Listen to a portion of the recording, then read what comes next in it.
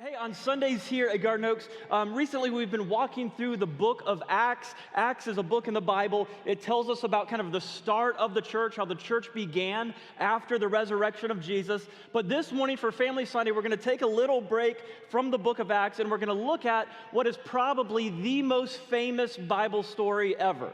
It's the story of David and Goliath, right? We've probably all heard it.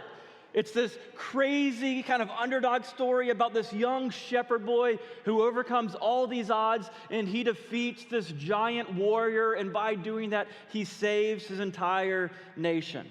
Now, you may be wondering, we've all heard the David and Goliath thing before. Because again, even if you didn't grow up in church, even if you've never read the Bible, you've at least heard of the story of David and Goliath. So you may be like everybody knows that. We've heard that. Why are we going to take time to talk about that story today? And the reason is because even though I think most of us are somewhat familiar with that story, I think we actually miss what the big idea of the story is. I think we miss the main reason why that story is actually recorded in the Bible for us. Because to be honest with you, even as a pastor, until several years ago, I didn't really get it. I didn't even really understand what the story meant, what it was really about, what the story was behind the story, and why it's in the Bible. So I want to look at that today. And just a little spoiler alert, the story of David and Goliath, it is not ultimately a story about how we should kind of muster up some courage and bravery, and if we have enough faith, then we can go and we can face whatever giants may be in our life, and with enough faith, we can overcome our giants. Right? That's good, that can be valid, that's helpful and all that, but that is not ultimately what the story of David and Goliath is trying to teach us. So this morning, I want to kind of just walk back through this story with some fresh eyes and try to see what this story is really all about. So David and Goliath, it's found in 1 Samuel chapter 17. This is how it starts out. It says, "The Philistines now mustered their army for battle and camped between Sukkah in Judah and Azekah at Ephes-Dammim. Saul countered by gathering the Israelite troops near the valley of Elah. So the Philistines and the Israelites faced each other on opposite hills with the valley between them." So what you have here is you have the Israelite army, and then you have the Philistine army. The Philistines were kind of the main enemy of Israel in this day. And so they're getting ready to face off with battle. They're getting ready to go to war against one another. But the Israelites, they are kept out on top of this hill over here. And then the Philistines, they are camped out on another hill across from them. And there is this big valley in between them. And so the battle hasn't really started. The battle is at a standstill because neither side was willing to move forward. Right? Because if either side moved forward, that means you have to leave the hill, you have to come down into the valley and give up the high ground, and the other army is going to have the advantage over you. And so both sides are just kind of hanging out on top of their own hills. They're not doing anything. No one is making a move. So it goes on in verse 4. It says, "Then Goliath, a Philistine champion from Gath, came out of the Philistine ranks to face the forces of Israel, and he was over 9 feet tall." So jump down to verse 8. It says, "Goliath stood, and he shouted a taunt across to the Israelites. He said, 'Why are you all coming out to fight?' He called. 'I am the Philistine champion, but you are only servants of Saul.'" Saul was the king of Israel at this time. And Goliath said, "Choose one man to come down here and fight me. If he kills me, then we will be your slaves. But if I kill him, then you will be our slaves. I defy the armies of Israel today. Send a man who will fight me." But when Saul and the Israelites heard this, they were terrified and deeply shaken. So the Philistines, they send out this guy, Goliath, into the valley. It tells us that Goliath is a giant. It says he's over 9 feet tall. A quick, interesting fact, if any of you parents were like wrestling fans from back in the day, if you're like a Princess Bride fan, because of some of the things that it tells us about Goliath, most scholars now think that he had the same medical condition that Andre the Giant had. He had this hormonal disorder, and that's why he became so big. But kids, listen up. Here's what you need to know about Goliath. Goliath is like the biggest, baddest, meanest, scariest, strongest warrior in the entire world. That's who Goliath is. And so Goliath comes out into the valley and he says, "Hey, we are at a standstill." He says, our army's not leaving the hill. They're not going to come down into the valley and give you guys the advantage. And Goliath says, we know that your army, y'all aren't leaving the hill. You're not coming down into the valley, so we can have the advantage. Nobody's moving. So Goliath says, let's settle the battle this way. He says, you send out your best warrior. Get your biggest, baddest, strongest, bravest soldier and send him out to fight me one-on-one. And Goliath says, here's the deal. He says, if your best warrior defeats me, then we will surrender. We'll become your slaves. And he says, but if I defeat your best warrior, then you must surrender and you will become our slaves. And then that last verse we read, it tells us that when the Israelites heard this, they were terrified. It says they were shaken, like they are so scared that they are trembling and shaking because they know they don't have anyone strong enough. They don't have anyone bad enough or brave enough to beat Goliath. They know that they are hopeless. So that's what's going on. And here's where David enters the story in verse 12. It says, now David was the son of a man named Jesse, an Ephrathite from Bethlehem in the land of Judah. Jesse was an old man at that time, and he had 8 sons. And Jesse's 3 oldest sons had already joined Saul's army to fight the Philistines. But David, the youngest son, stayed with Saul, or David went back and forth so he could help his father with the sheep in Bethlehem. For 40 days, every morning, Goliath, the Philistine champion, strutted in front of the Israelite army. But one day, Jesse said to David, take this basket of roasted grain and these 10 loaves of bread and carry them quickly to your brothers. And give these 10 cuts of cheese to their captain. See how your brothers are getting along and bring back a report of how they are doing. David's brothers were with Saul at the Israelite army at the valley of Elah fighting against the Philistines. So David left the sheep with another shepherd and set out early the next morning with the gifts as Jesse had directed him. So we learn here that David is not in the army of Israel because he's too young to be in the army. Instead of being in the army, David is a shepherd. He watches his family's sheep all day. So he's not at the battle. He's back at home. But he has some older brothers who are off at the battle. And so this one day, David's dad, Jesse, comes and he says, hey, David, take some bread, take some cheese, and go deliver this food to your brothers at the battlefield. Right? Jesse is apparently thinking, hey, like these soldiers, they need some grilled cheeses, right? They've got to be hungry. Grilled cheese. Everybody loves grilled cheese. Kids, y'all like grilled cheese, right? Yeah, like grilled cheese is solid. Now, kids, real quick, here's a tip. Next time your parents or your grown-ups at home make you a grilled cheese, ask them to make you one with bacon on it. That takes like a grilled cheese to the next level. All right, that's the way to do it. All right, that's your free tip for today.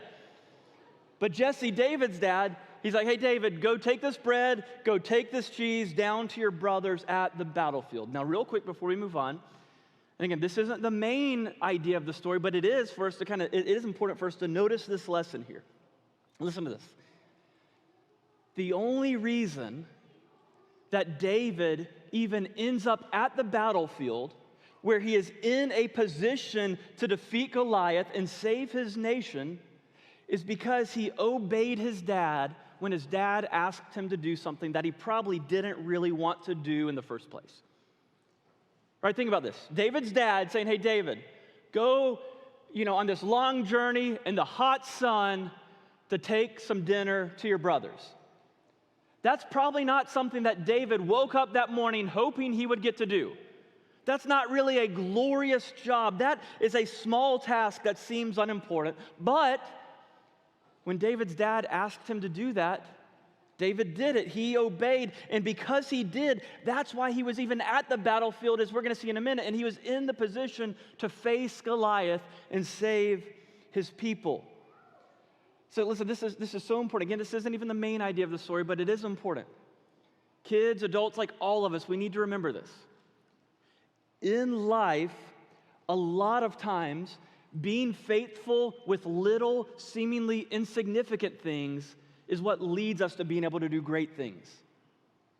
All right, being faithful in little things that seem unimportant, that don't seem like a big deal, it's being faithful in those small things that lead to great things.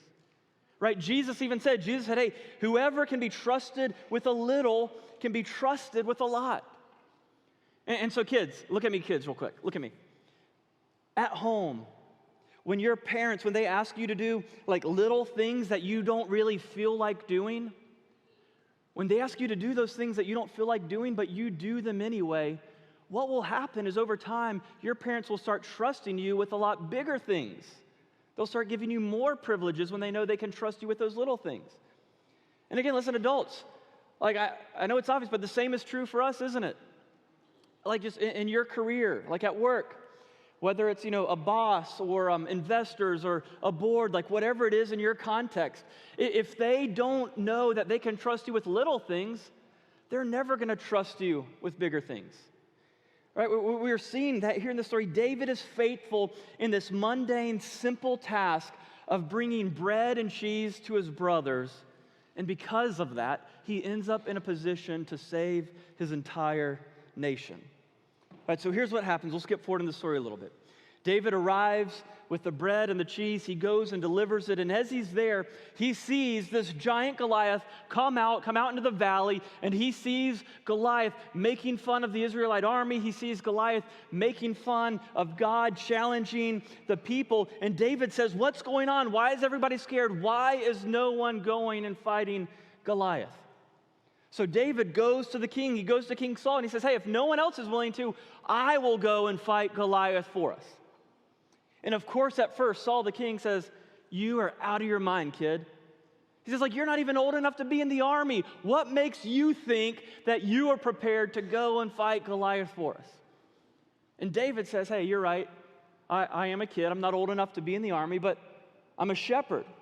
And David says, there's been times where bears and lions have come and attacked our flocks, and I have killed those bears and lions. And so if I can do that, I'm pretty sure I can take out Goliath. And then David says the most important thing. He says, besides, God is on our side. He says, God will go before me. God will fight for me and help me defeat Goliath.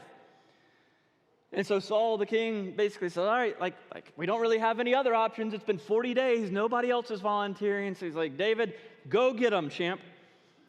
So David, he puts together a little slingshot, goes down to a little river. He finds some stones, and this is what it says in verse 48. David goes down into the valley to face Goliath. It says, as Goliath moved closer to attack, David quickly ran out to meet him. Reaching into a shepherd's bag and taking out a stone, he hurled it with a sling and hit the Philistine in the forehead. The stone sank in, Goliath stumbled and fell face down to the ground. So David triumphed over the Philistines with only a sling and a stone, for he had no sword. And then my favorite detail of the story comes next. It's a little PG-13, so parents, let you choose if you want to read that part to your kids or not later on. But basically what happens here is David comes, he defeats Goliath, and the Israelites win this battle. Now, again, what is this story ultimately teaching us? That's the question I want us to ask. What is this story ultimately teaching us? Like, why is it in the Bible? What does God want to show us here?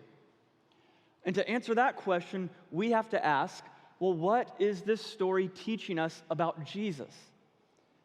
One of the things we say quite often here at Garden Oaks is we believe the entire Bible, cover to cover, Old Testament and New Testament, we believe the entire Bible is about Jesus. And the reason we believe that is because Jesus actually believed that. Jesus says one day, hey, the scriptures, and he's talking about the Old Testament there, he says the scriptures are pointing to me. The scriptures are testifying about me. So Jesus says the entire Bible, Old Testament and New Testament, it's all pointing us to him. So if the entire Bible is about Jesus, then that means that David and Goliath is really ultimately about Jesus. It means that this story is trying to show us something about Jesus. So let's just recap real quick. In this story, what happens? The Israelites, they have this terrible, scary enemy that they can't defeat. They are helpless against this enemy. But David comes and he fights for them. David defeats the enemy for them, and because of David's victory, all of Israel is able to enjoy the victory without even having to lift a finger and fight. All right, so that's what happens in the story of David and Goliath. Now, how does that point us to Jesus? And here's how. The Bible says that we all as human beings, we have enemies. And our enemies are sin and death. Right? Sin is when we disobey God, and the Bible says that that leads to death. Death in this life, but ultimately eternal death, where we are separated from God forever. And these enemies of sin and death, they are big, they are giant, they are scary. And the reality is we can't do anything to defeat them. So we are like the Israelites. We are like the Israelites where we are looking at Goliath and we are terrified, we are scared, and we are hopeless against our enemies. We don't have the power to defeat our enemies. Right? We can't defeat sin because we all realize this, we can't be perfect, right? We all get that. We all own it. We admit that. None of us are perfect. We all blow it. We all mess up. The way the Bible says it says we have all sinned and fallen short of God's standard. So we can't defeat sin. We can't be perfect. And because of that, we will all face death. We know that death is unavoidable. And the Bible says that the payment for sin is death. Now, that's some bad news, but here's the good news. Just like the Israelites had David, who came and victoriously fought the battle that they couldn't win, Jesus has come and he has victoriously fought the battle for us that we couldn't win. And here's how. See, when we couldn't defeat sin, Jesus came and he defeated sin on our behalf. Whereas we could never be perfect, none of us, Jesus came and he was perfect. He was without sin. And even though he was perfect, he loved us so much that he went and he died on the cross in order to pay for our sin. And after dying on the cross, they took his body and they buried him in a tomb. And on the third day, he walked out of the tomb. He came back to life, defeating death for us so that we can live forever with God. See, here's the parallel. David came and defeated Goliath so that all of Israel could participate in his victory. And again, Jesus came and defeated sin and death so that we all could participate in Jesus' victory. And so all we need to do to be part of Jesus' victory, all we need to do to know that he took care of our sin and defeated it for us, all we need to do to know that he defeated death on our behalf and we can live forever with God in heaven, all we need to do is put all of our hope and faith and trust in Jesus. See, here's the deal. Israel, in order to participate in David's victory, in order to receive the benefit of David's victory, they had to put a lot of faith in David, didn't they? Because remember, what was at stake here? Goliath said, hey, if I beat your best warrior, you all surrender and you all become our slaves. So this is life or death. And so all the troops of Israel, they had to put all of their faith in David. They had to trust that David would be victorious. They could have sent someone else to fight.